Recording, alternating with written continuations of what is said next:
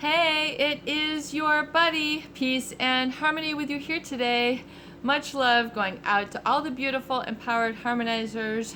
We are zooming in and focusing in on a great viewer question, and that is how can I help and further along my healing? I've been in a painful relationship with a covert narcissist.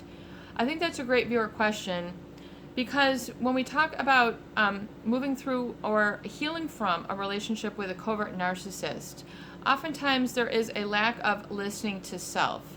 There is a lack of checking in with self. And there is sort of a sort of default mechanism, if you will, that is processed within that the other individuals then develops a sort of dependency on the covert narcissist. In other words, they then become the captain of your soul. They become what is directing you. It's an external locus of control. So then, the problem with this is it becomes ultimately disempowering and I would say regressive for others if they have found themselves in this predicament, in this situation. And, how do you, not only let it go, but how do you heal? So healing, I would say one of the crucial elements of healing from a very painful, covert narcissist relationship where there's just been many long periods of time, even for weeks, months, or years, where you've sort of felt ignored, invalidated, and sort of not related to in the fullness of your being. In other words, it's sort of a half cylinder. You're on, half a cylinder. In other words, you're not full power yourself. You have to constantly make yourself more diminutive, more small, meek, not say anything, curl up in a ball, curl up into the infantile position, or pout, nobody listens to me. And then, it can get very aberrant behavior, and then you have the pity party. And, everybody else is to blame. This becomes a dependency issue that can be fostered or sort of nurtured and I would say reinforced and rememorized with that dependency or codependency is then nurtured and it is validated and rewarded through this people-pleasing behavior. So you need to be able to heal is not only listening to yourself, but also accepting the narcissist for who they are. So be willing to, all things aside, all that you have, put them on the soapbox or the pedestal for. They're this, they're that, they're smart, they're good looking, they're intelligent, they're wealthy, they're this, they're that, da da da da da. So people have sort of a lot of this sort of compliment and pollution, if you will, that's sort of keeping them in a dependency state or what can become almost an addictive quality to a relationship. So you need to be able to acknowledge and see the narcissist for truly who they are. So rather than what John Bradshaw would say is having an over-idealized image of them, which is sort of what happens. There's an over-idealized image of them, or a shameful, meaning degraded sense of them. So oftentimes those aren't realistic or in reality. So you have to be able to see them for who they are. Stop over evaluating them or under valuating them. And getting a degraded sense of them or putting them on a constant pedestal. Why is that? Because it will keep you in a projection that you then create, projecting the good onto them that oftentimes they have not earned, that you actually own yourself, but because of the dynamics of the relationship, you haven't been able to be this in relationships and say, this is me. I am strong. I am adaptable. I am resilient. I have boundaries and standards. I don't need to be over obligated to others. I don't need to be a people pleaser. I can be real. I can be myself. So making that transformation, making that energetic shift, and healing to take place, which is a process. This is not an overnight situation. But if you can then be willing to get a realistic image of them, in other words, oftentimes people are so very afraid to see the flaws of the narcissist because they don't want you to see their flaws. So it almost becomes taboo to have a discussion or to get real or, humble with them, because this is very threatening to their ego. They will then, experience narcissistic injury. You get the rage, the narcissistic rage, which is like a little temper tantrum, and it becomes very immature. But oftentimes this narcissistic rage will be very pushy, bossy, and a lot of people just give in because it is so forceful, oftentimes so hostile, that rather than dealing with the hostility, they just want to give in. I don't want to face this. I don't want to try to calm this person down. I don't want to de-escalate them. So it continues to foster this feeling of the need to appease others or pacify or acquiesce to others. So a huge part, I would say, of healing is be able to have a realistic image of the narcissist or the psychopath, meaning this is who they are, and maybe even this is all that they are, and to see them in a realistic perspective, not the overly inflated sense of them that they extol or put out there about themselves. What do you know to be real and true? And so it is. Namaste. So it is. And so oftentimes to heal, you need to be able to go no contact. You need to have some time go through and to see and experience more on your own. And then as you get some distance and some space and some time, you'll go, wow, I really was, buckling under pressure from this narcissist. I was really caving in. I was really falling on my knees. I was really didn't have a backbone. I was not holding my head up. So if you can then use the role of metacognition and just sort of reflecting back and how you gave in, you defaulted to the I am less than. You didn't, say this to yourself, oh, I'm going to be weak today. But oftentimes this is sort of a valley moment that you need to have. Some people feel it's very dark or uncomfortable, but you can't navigate this darkness. I mean, put a light on within. Shine your love light. What was that? A song? The light of your heart. You need to allow your heart to shine the light on things, not just what you're cerebrally, intellectually processing, but shine, a light of your heart onto the relationship. Meaning, are you okay to see them in the real? And stop your projection and see them in the real, especially as it relates to you and your needs. And to heal, it means to accept them that they are with this personality type. And that's their right. That's who they are. So they have the right to be that way. It doesn't mean it has to hurt or affect you. But if it is hurting or affecting you, then you say, gotta go. This is hurting and this is affecting me. And so but you need to have this discussion with yourself, not with the narcissist, because oftentimes it'll just muddy the waters or make things less clear.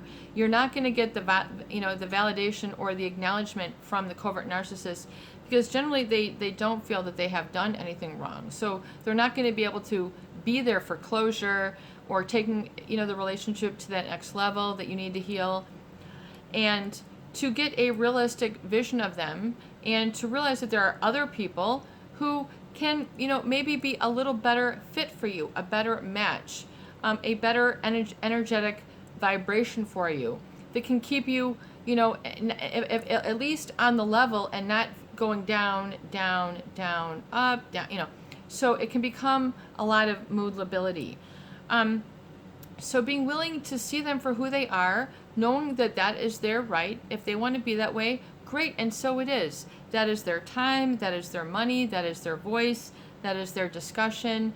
And, rather than feeling powerless yourself, just release them and let them go, because you're then reigniting power within yourself. You are then the master of your ship. You are the captain of your soul. Male or female, you are acknowledging and validating divine truth. You are acknowledging and validating the divine. that there's more to the big picture for you. And, this might, it might have been knocking at your door for a long period of time, but, you turned a blind eye, a deaf ear, a deaf heart, and, just let it go. And so now it's time to say, wow, I do need to back it down, and I'm okay. You're not going to hurt the narcissist by seeing them realistically. Don't worry about giving them a narcissistic injury. Oftentimes people are so fearful of stopping lying to themselves, because they might say, oh my gosh, this is really scary, peace and harmony. I've been lying to myself or living in denial. I have not been giving myself credit where credit is due, namely to myself. Because if the covert narcissist doesn't, then why should you give credit to yourself? Because oftentimes people have them on this pedestal. They're the authority over them, when it's like, look at some credibility and trust within yourself. Develop that credibility jar we have talked about here on previous tools, on previous videos, is one of the tools that you can use for healing. Build up the value of yourself. I am valuable. And it doesn't mean that you're spoiled, guilty, out of line, a troublemaker. Oftentimes people have all these derivatives and all these insinuations, or I would say interpretations, that they're the meaning that they're taking away from, what does it mean for me if I see this person realistically? What does it mean to me if I see this person realistically?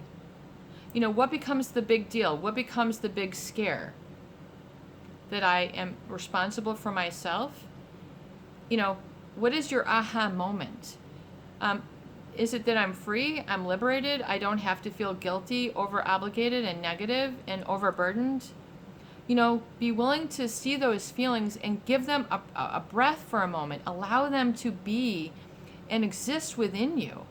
You have to develop a new practice, especially, oh my God, right now, with all the changes we're going on.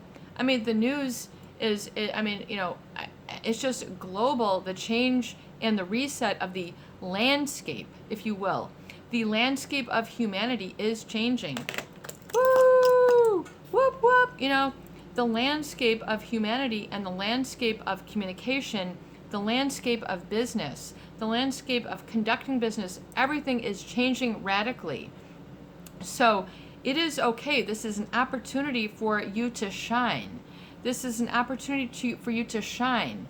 Allow yourself to shine. But oftentimes the narcissist, they might have given you a number of face slaps, kicks behind the knees, a punch in the gut, a negative comment, a negative look that kept you from experiencing that. And so you go, oh, you're right, covert narcissist. I am nothing more than a speck of dust. That's right, covert narcissist. I am nothing more than an indentured servant for you. That's right, covert narcissist. I'm the only one who's going to scratch your back, make your dinner, get your drinks, pay your bills, whatever it is. You need to take all that energy and give it back and love bomb yourself, but not on a superficial, on the real. Give it back and give to yourself. Become independent. Become okay saying, I am independent, and so it is. Try it on for size. Begin to work on that and affirm that. I am. I am giving credit to myself where credit is due. I am validating my feelings. I am validating my needs. I need a change. I deserve a positive change. I deserve a fresh new me. I am, and so it is. And that is what the divine firmament, whatever you call it, the great spirit, the spirit of the north, the zenith of the wind, the axle, whatever it is you want to call it. Be willing to open up your heart and have a personal relationship with your change, with your creator. Be willing to acknowledge the creator. This is, science, which is the study of the creator. Look at this running through you. Allow yourself to get the goosebumps. Allow yourself to get excited. Allow yourself to be happy for yourself. And because oftentimes you won't get a smile or anything or a boost from these other individuals. It ain't gonna happen. You know, it's not going to be. It's not in the mix. It's not in the cards. It's not in the formula. It's not in the recipe. It's not on the agenda. You know, put it back on the agenda for yourself. Get yourself back on your own agenda, and be willing to embrace this from all sides. Give yourself some support and motivation. We were saying in a previous video, you know, maybe you have a goal that you want to do. Meet one new person a month. Read a book a month. You know, take a bike ride. Take a class. Take a workshop. Doing something for yourself. This is for me. No matter how shy, small, meek, do it for you. Be willing to emphasize and go out on a limb, and that you'll find that you'll have support, not only from the divine, the creator, but from others, and you'll be able to develop a new way of relating, and you won't have victim written across your forehead. You won't have loser, unlovable written across your forehead. You will, you know, have I am strong on your forehead. You'll have I am written on your forehead. You'll be able to engage with all of your energy and stop doubting yourself, downplaying yourself, or criticizing yourself, which is also known as self-sabotage, which I feel is kind of an after effect, you know, as a result, you know, from the woundedness with a covert narcissist. So be willing to see things and give yourself the pat on the back.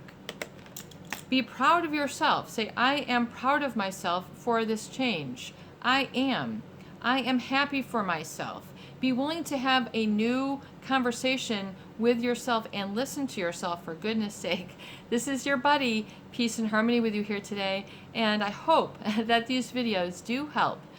Please share, please subscribe, and for goodness sake, please donate for more great tools, videos, discussion, and support. Peace be with you. Have a beautiful day.